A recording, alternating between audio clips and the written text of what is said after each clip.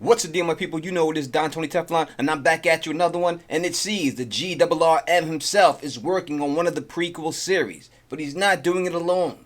He got Bryan Cogman to help him in this series. In this video, I'll explain to you exactly what that means.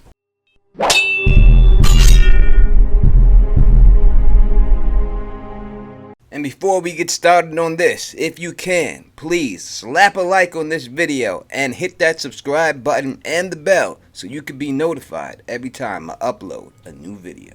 Now, this is an exclusive report coming straight from EW itself, Entertainment Weekly. They are the ones who got the scoops, and you could definitely go. I'll put the link in the description so you can see exactly what they got to say. They are reporting that there is now a 5th prequel series in development.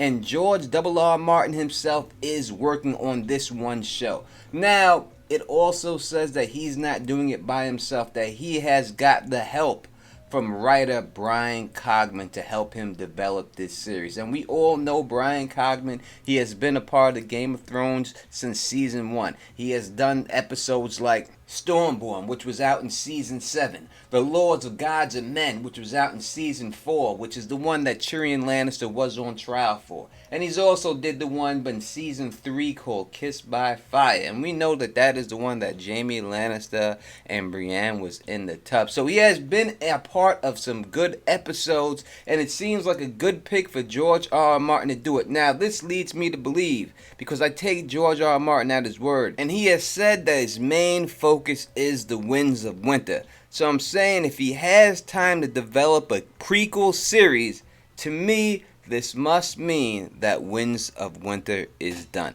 I hope so. And I don't know. I have no inside scoop. But this is just me thinking. I think it's done, especially the fact that we know that when he writes his books, he usually has so much stuff that he writes, he has to put it to the other book. So I think and I hope that a lot of Winds of Winter was already written and he did a lot of touching up. I know he wrote a lot, but I'm saying hopefully a lot of the chapters were already done, so he didn't have to do too much, which means he could be done. But back to this prequel. 5 of them now, and they said in this article that not all of these will make the HBO roster. So it's basically going to take all 5 of them out. They're going to let them do pilots of 5 of them, and they're going to pick the best one out of the 5, and that's the one they will green light to go live. So what is that going to be? That is the question. Now, we know it's not Robert's Rebellion, and we also know that they do not want to use characters that are in Game of Thrones right now. So that does not give us a lot of options, but 5 are being developed. That's a lot of shows. So let me tell you what I think it possibly could be.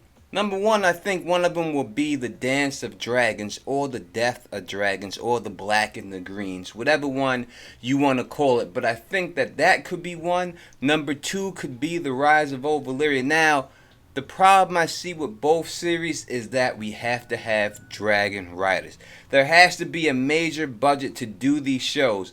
And I don't know if HBO is going to be willing to put all that money in the prequel series to do all the CGI. If they are willing to spend that money, then I think that's possible. The next one they could be working on is Aegon's Conquest. And I think that if George R.R. Martin is working on one of them, which he is, I think this would be the story that he would be working on, would be Aegon's Conquest. Now, I think that that would have everything that we like of Game of Thrones, plus a little bit more dragon action. So I think that would be a perfect prequel series for them to do. Now, if they really were willing to go outside the box, that I think that if they wanted to show something that fans would love to see, especially a fan like me, a book fan, show me the rise of the Night's King. Show me the real story of the Night's King, how he was the Lord Commander and how he became the Night's King. Show me the Night's Queen.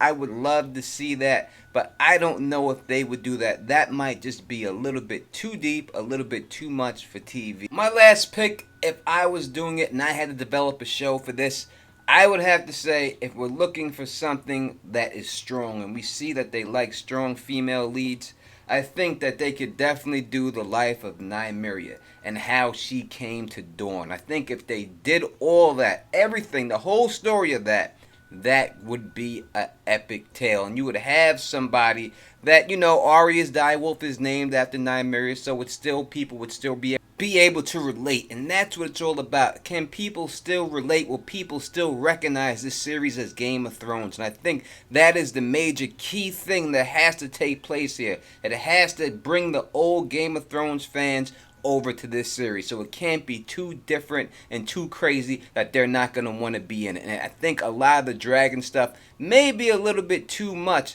so that's why I think that George R.R. Martin, if he's working on Aegon's Conquest, that the series to do, because we have all the same locations, we'll have the same house names, just different people representing the houses. So I think that that would be perfect. You tell me what you think in the comments. What prequel series do you want to see them shoot?